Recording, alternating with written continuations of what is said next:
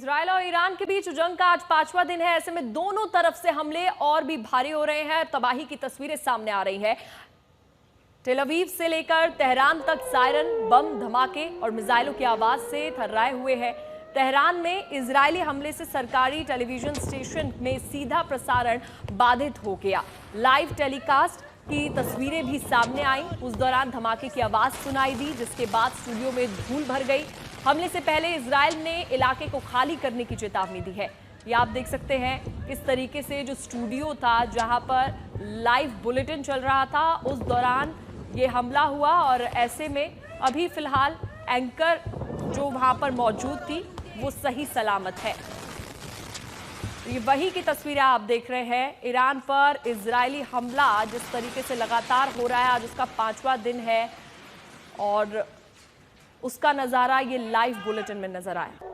और इसी के साथ मीर फरीद ज्यादा जानकारी के लिए इसी पर जुड़ गए हैं। मीर, अब देखिए आज 5वां दिन है लेकिन तबाही का मंजर लगातार दिख रहा है। क्या लगता है कि ये तबाही कब खत्म होगी? कोई आसार नजर आ रहे हैं? जी बिल्कुल, तबाही का मंजर और टिट फॉर टैट सिचुएशन है, जहां अगर इजराइल जो है हवाई हमले करता है, ईरान बैलिस्टिक मिसाइल से उसका जवाब देता है। बिल्कुल इसी तरीके से जंग चली है, क्योंकि इजराइल और ईरान जो है डायरेक्ट कन्फ्रंटेशन इसलिए नहीं क्योंकि एक दूसरे से काफी दूर है, बॉर्डर मिलता नहीं है, 1000 किलोमीटर का डिफरेंस है। और पहले से ही ये पता था कि ये जंग जो है इजरायली हवाई पावर यानी कि वायुसेना की जो ताकत है, और दूसरी तरफ ईरान की बात करें तो उनका मिसाइल आर्सेनल है। एक अंदाजे के मुताबिक 3000 के आसपास मिसाइल है ईरान के पास, और लगातार वो दागता जा रहा है। लेकिन आप बिल्कुल सही कह रहे हैं कि अब रूल्स ऑफ एंगेजमेंट नहीं रही है, इसमें रेड लाइंस नहीं है।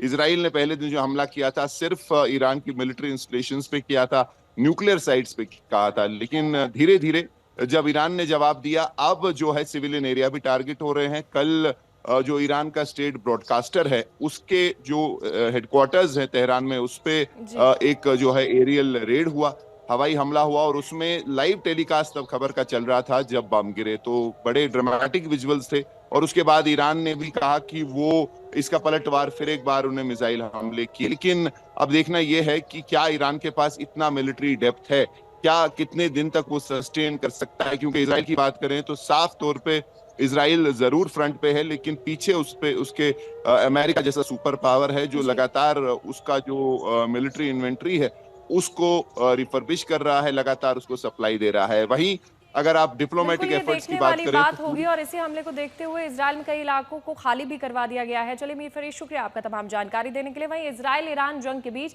अमेरिकी राष्ट्रपति ट्रंप ने ईरान को जल्द ही समझौते की नसीहत दी है। उन्होंने धमकी भरे लहजे में कहा है कि ईरान को जल्द फैसला करना होगा, ऐसा ना हो कि कहीं देर हो जाए। उन्होंने कहा कि ईरान डील के लिए तैयार है। वहीं परमाणु हथियारों को लेकर भी ट्रंप ने तीखी प्रतिक्रिया दे डाली है। ट्रंप ने कहा है ईरान इस युद्ध को कभी नहीं जीत सकता, उन्हें इसके लिए समझौता करना ही पड़ेगा। और बातचीत के लिए भी ट्रंप ने कहा उन्हें बातचीत करनी होगी और इस युद्ध को रोकना होगा ईरान को। ये नसीहत ट्रंप ने ईरान को दे दी है जल्द समझौते की। वही जंग के बीच बेंजामिन नेतन्याहू ने ईरान पर बड़ा आरोप लगाया है। नेतन्याहू ने कहा है कि ईरान ट्रंप की हत्या की साजिश रच रहा है।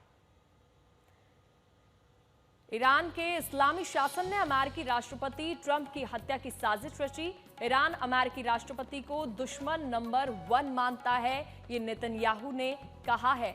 और साफ उन्होंने बता दिया है कि ईरान डोनाल्ड ट्रंप की हत्या की साजिश रच रहा है। इस पूरी जंग के बीच बेंजामिन नेतन्याहू ने ईरान पर यह बड़ा आरोप लगाते हुए ये ट्वीट किया।